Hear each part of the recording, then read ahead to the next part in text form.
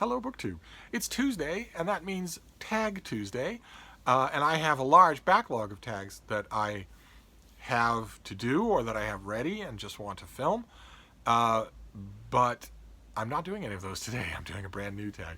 And the reason I'm doing a brand new tag this time around is not just to cock my nose at all the work that I should be doing, but because they're of a factor that cannot be overlooked, a factor that overrides all other things with tags. And that is if the tag's creator tags you.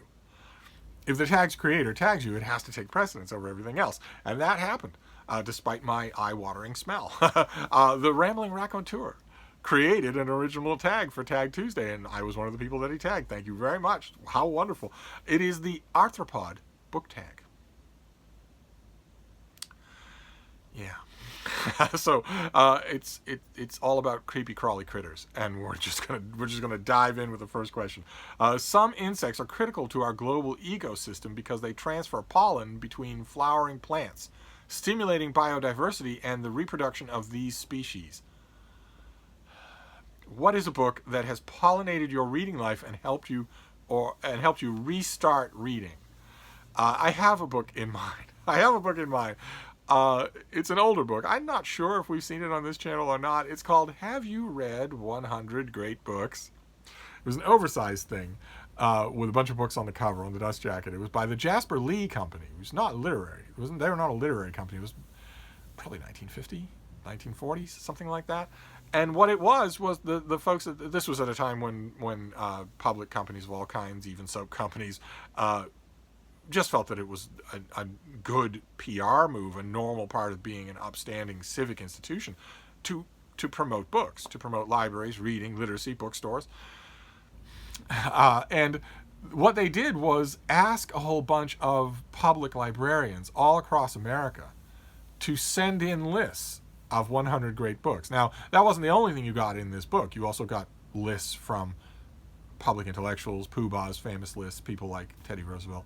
But most of the book was librarians. Boston's libraries were represented, Iowa's libraries were represented, Texas's libraries were represented. It was actually kind of wonderful to go through that and look at the attestations. And what those librarians did was send off a list, their list of 100 great books. And it is fascinating. Talk about pollinating my reading experience. It is fascinating to look at those lists and see where the overlap is and where there is no overlap. To see, is there, for instance, in the whole course of the book, an author who's mentioned by only one staff, that's recommended only once? And what about the authors who are recommended the most? Oh, it is infinitely interesting, just infinitely interesting.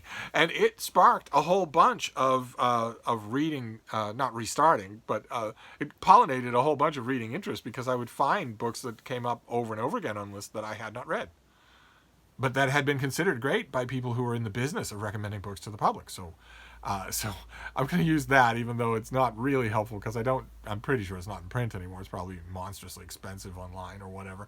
I have my copy here somewhere, and I did assemble some props for this tag, but I didn't find that one. I'm too lazy to get up now. Question number 2 is there an insect you find particularly interesting? And my answer is certainly not. Good God, what's the matter with you? Question number 3. Many arachnids create webs to trap their prey. What is a work that really stuck to you and drew you into its world? And for this, the world would be not so much the English Renaissance as the art of biography. It's Fulk Greville, whose name is not known anymore, and I believe his great books, his great little booklets, are all gone. I don't think he's in print. I don't think there's a Penguin Classic Fulk Greville volume or anybody else that did that does him, and that's a shame, because that would be fascinating. His books are quite good reading, and they're all short. And one of the books that he wrote was a life of his friend Philip Sidney, and I read that book. How did the stuck to you and drew you into its world? The world of Philip Sidney, yes, because when you read Fulk Greville's little book on Philip Sidney, you immediately start wondering, okay, how much of this is reliable? How much of this is true? This guy's in a perfect position. Imagine what you would give to be in the same room with Philip Sidney with a tape recorder or a video camera. Oh my God. And then Fulk Greville was as close as we're ever going to get to that. So you read his book and you think, okay, how much of this is real? How much of this is reliable, and how much of this is not? But the wider world that it stuck to me for was the world of biography, asking those exact kind of folk revel questions about everything, about every work of biography. That has turned out to be so much fun that biography is my favorite kind of book. So that's the spiderweb that folk revel wove. Question number 4 is the Myriapod millipede derives its name from the belief that it has 1,000 legs, when in reality most species have fewer than 700.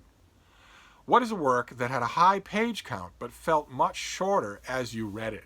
And the first name that came to mind here was Brent Weeks and his Lightbringer series, but also anything that he's written. Anything that his books can be bulky, and they never read that way. They never read that way. They read like a shot. Just like a shot.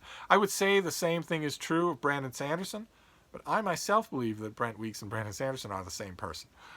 So I'm going to stick with Brent Weeks on the Lightbringers. I think there's another new Lightbringer book that may have been just about ready to come out when this whole catastrophe struck, or maybe it did come out and I missed it. I'm going to have to look into that and see if maybe there's a PDF floating around somewhere or an e-copy that I can get. But I'm going to use Brent Weeks, just anything by him. Always reads that way. I also could say, what's his name? Oh my God, name's gone right out of my head. Is it Bruce Weber?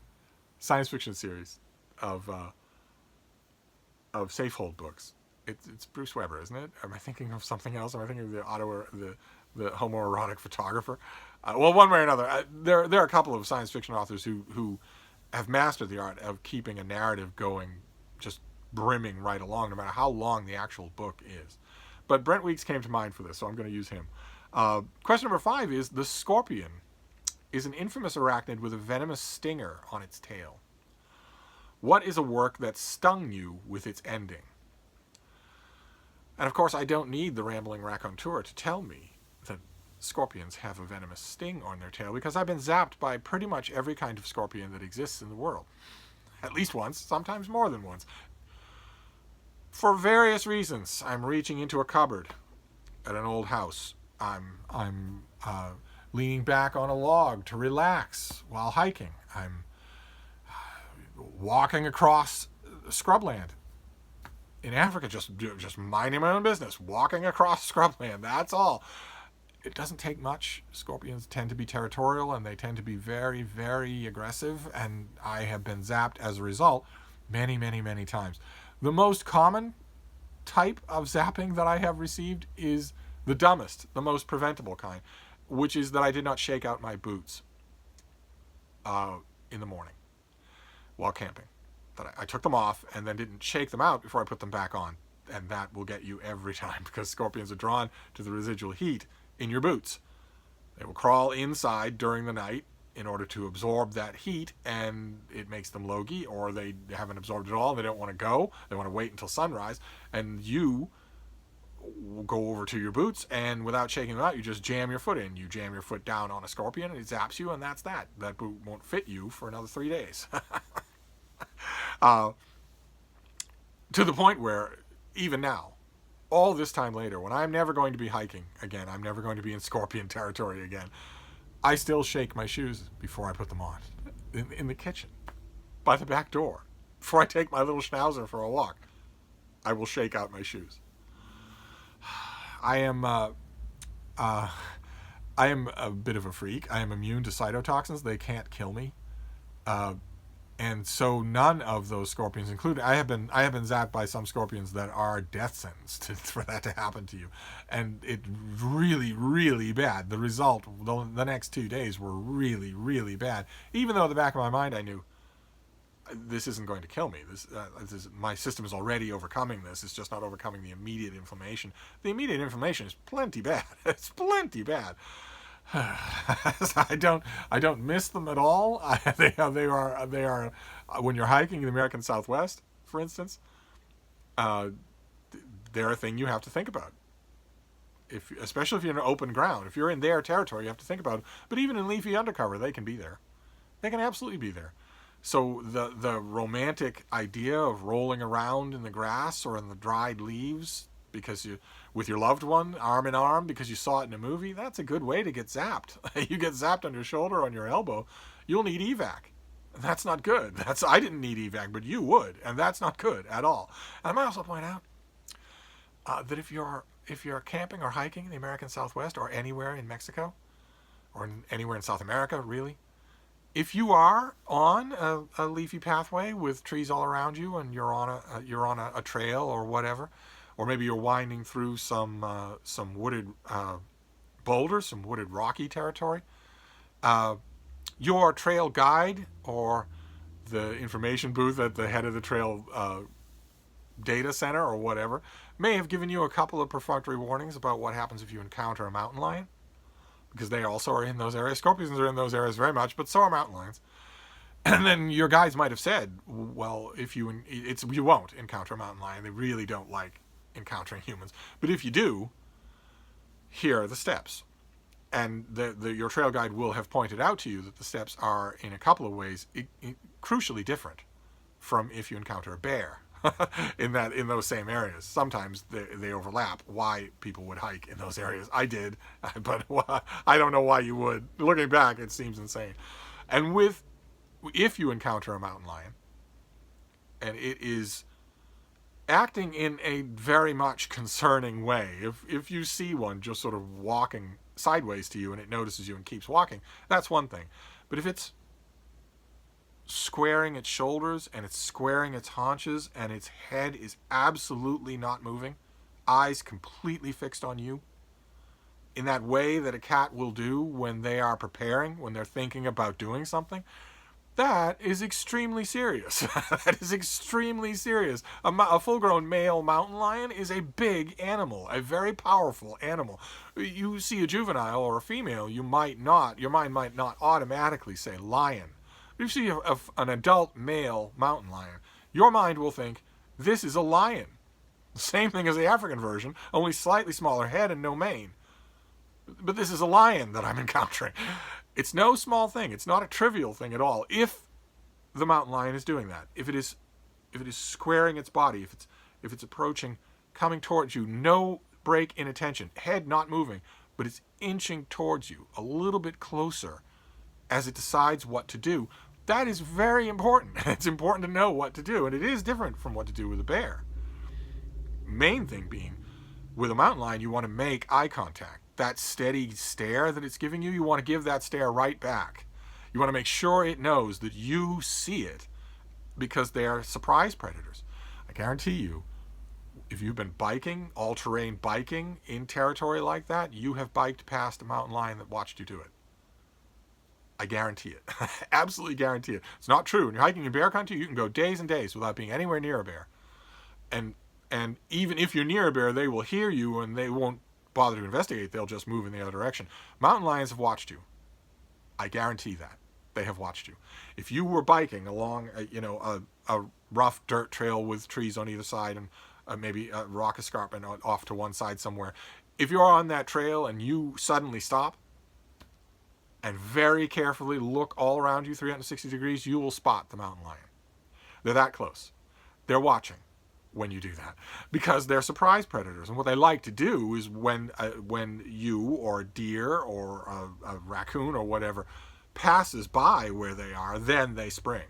And the whole goal there is to tear the legs, to once again, as I mentioned with bears, break the spine, all with the advantage of surprise, where their weight and their claws are doing a lot of the work for them before you're even aware that you should defend yourself. In other words, the eye contact is important because it will disinhibit them. It'll disincline them to pursuing what they have in mind, because they know you're seeing them and they're accustomed to killing people, but to killing their prey by surprise. So you want to look a mountain lion in the face. Don't look away. Of course, once again, don't scream, don't run, don't turn your back. Look the animal in the eye and make yourself as big as possible. If you have, for instance, if you've been overheated during the afternoon and you have your sweatshirt knotted around you, unknot it from your neck and put it up like a big sail over your head. Widen your legs. Raise your voice. Not high-pitched, but loud. Be big and aggressive. Most mountain lions will not like those odds. They will not want to pursue that. Most of them won't. 99% won't. And if you get a juvenile or maybe an adult with bad teeth who's decided they're going to do it anyway, so you do all of this and the thing is still just steadily coming towards you, then once again, the advice is slightly different than with most bears. You certainly don't want to play dead. You certainly don't want to do that. You don't want to get off your feet for any reason. You don't even want to bend down, except to pick up a child or a pet. But you don't want to play dead at all. The mountain lion is not. If the mountain lion is doing that after you've done everything that I'm describing, it wants to eat you. And if you lay down and play dead, that's exactly what it will do. And you also don't want to back up. Don't back up even calmly and slowly while maintaining eye contact, as is usually wise to do with a bear. Instead, you want to fight. You absolutely want to fight. A full-grown male mountain lion will be about as big as a very big man. Most of them are not that size. Most of them are your size or smaller. And if you are a reasonably fit human being and you maybe pick up a stick or a rock, you have a chance of fighting that mountain lion off. There are even a couple of reports in American history of people killing mountain lions with their bare hands. What you want to picture, since you've almost certainly never seen a mountain lion face to face in the wild, so you might have trouble estimating here. What we're talking about here is you facing a big dog. One big dog, if you're lucky. Sometimes, especially juveniles, you'll encounter a juvenile mountain lion who has litter mates with him, and they are all 100 pounds. That's much harder. Of course, your odds are much shorter there. But let's say it's just one mountain lion. They'd prefer to have their own territories. If it's just one, and if it won't stop, if it's just coming towards you and you can't discourage it, if it looks like it's going to charge you, then you have to fight. Give it everything you have. Do whatever you can. If you have bear spray, use it. If you have a pocket knife, take it out, lock it open, have it in your hand. Make sure that you have any advantage that you can. A sharp stick, a big rock, whatever you can. Because that's only going to end one way. That's the only way the encounter is going to continue. The only way if that happens and all the rest of it fails, and that is what's going to happen, you are going to encounter a mountain lion and it is going to attack you. The only way you're going to survive is to fight, which is not true with bears. So you'll often be told that. But that's the exact same kind of territory all throughout South America, all throughout the American Southwest, where a mountain lion has watched you bike past, for instance, in your bright helmet and your leotards, thinking that the trail guide has told you that no one's seen a bear here in 30 years, so you're okay, but you've driven right past a 100-pound cat with claws that big and teeth that big, in the same places, by the same streams, in the same picturesque arroyos. There will also be scorpions. So I hope I've convinced you to just stay home and read. I hope so. But anyway, as far as to get back to the question, to get back to the tag, as far as the question, a book that with a work that stung you with its ending. My normal thing to say here is a sting of outrage, and that is Hannibal by Thomas Lecter, the ending of which is definitely a poisonous sting. But in terms of something that is good, a good kind of bad sting, I would say a novel that I've mentioned on this channel before, a historical novel called The Sheriff of Nottingham by Richard Kluger, which has a number of emotional gut punches all throughout its length. It does not read like a normal historical novel at all. There's nothing staid or decorous about it. It is a very, very vigorous work. And that holds true right up until the end, and oh my God, there is a twist near the end, the denouement that is a scorpion sting. I'd just about do it. I'd just about describe it. Yeah, I strongly recommend the book. Definitely, anyway, for all of it, for the whole thing of it. Then let's see here. Number 6 is crustaceans are a diverse subphylum of arthropods that live in water. Name a work that makes you think of the sea. And I have a prompt. Some of you might remember it from the 2 If by Sea, the late lamented 2 If by Sea video project of me and Mark Richardson. It's this. It's the Book of the Sea. This great old thing. From Appleton Century Crofts. Spektorsky is the author. A.C. Spektorsky. And this is just a big black and white illustrated anthology of stuff, compendiums, lore, facts about the sea. Just one of my favorites. I go back to it all the time.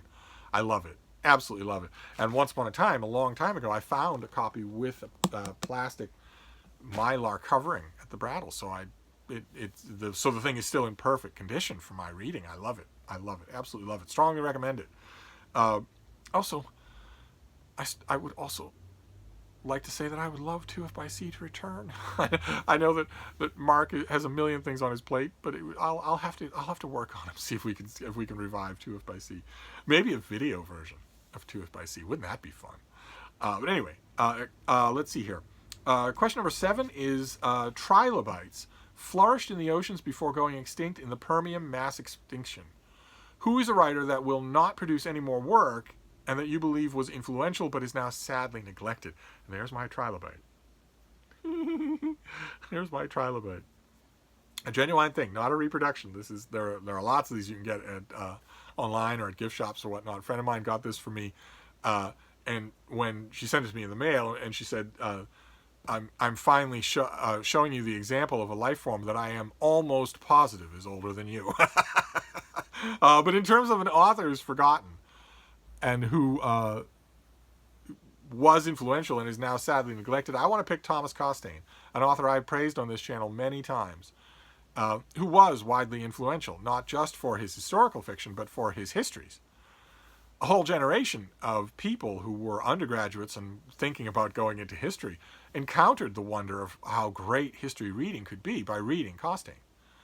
And if you ever find one of his books, when life goes back to normal, if you go to a yard sale and you see a bunch of Costain all mildewed from somebody's attic, get them. If they're 50 cents, get them.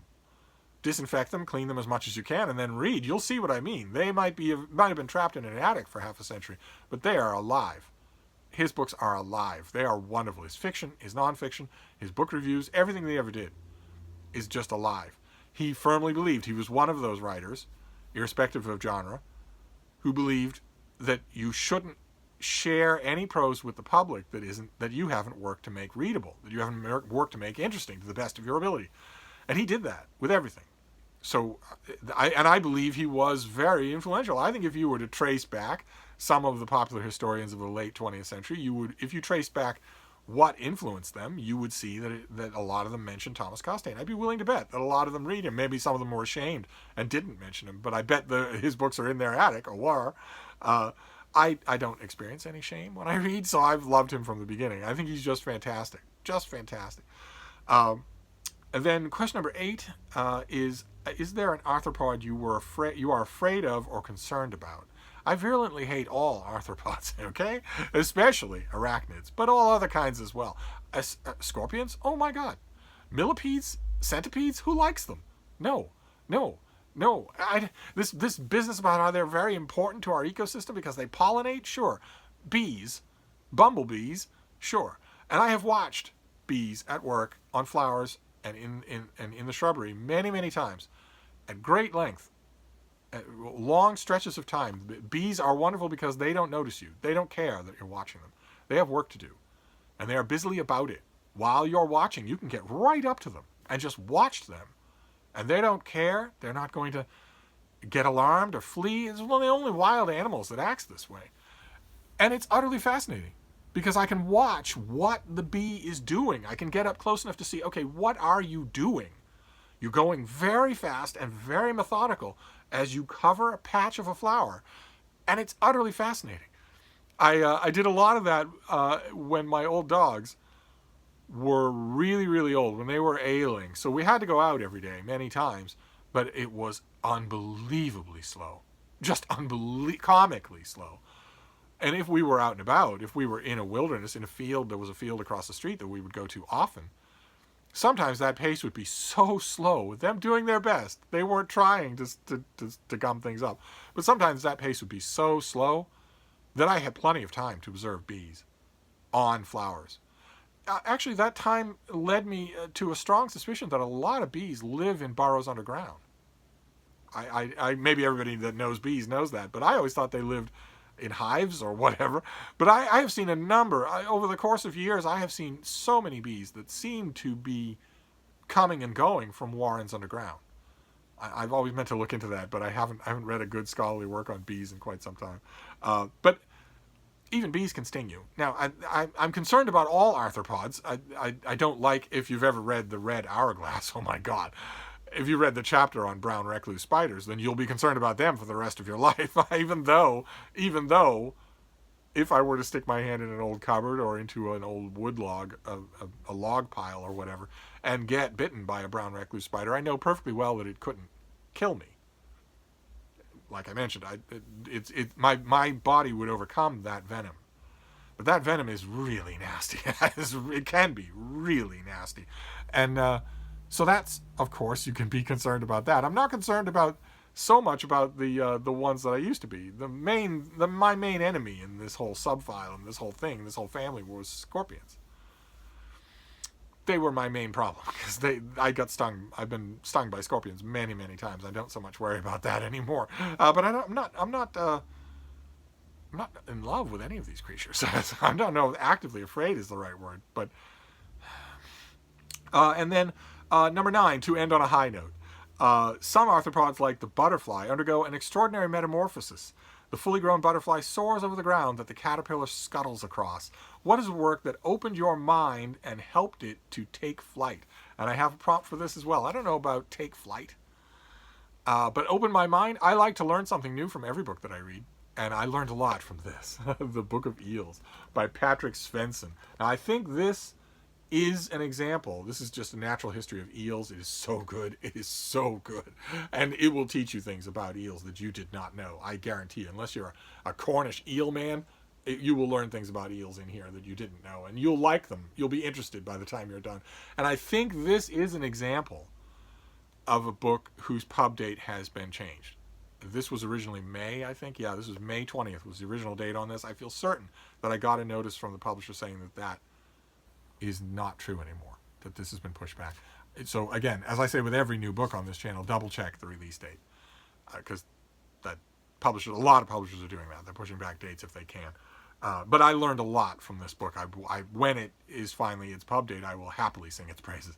And that's it. That is the Arthropod Book Tag.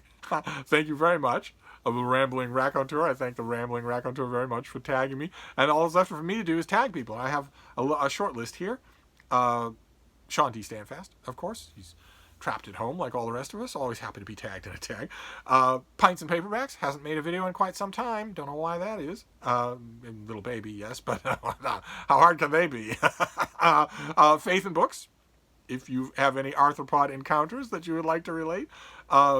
Riches and Reads, of course, the aforementioned market. Riches and Reads, if you're game for doing a tag, I'd love to hear it. Peg at the History Shelf. Feel free to tell us the arthropod situation there on the ground in Colorado. Jay Shea, any stories that you might have and any answers to these, the answers are going to be fun in their own right. And that is it. That is the weirdly... And of course, Britta. I, of course, tag Britta as well. But that is the weird Arthropod book tag. We've got a bunch of geeks on this channel. We've got a bunch of geeks in our little corner of BookTube. I wouldn't have it any other way. So I'm going to wrap this up for now, but I'll be back. Thank you, BookTube.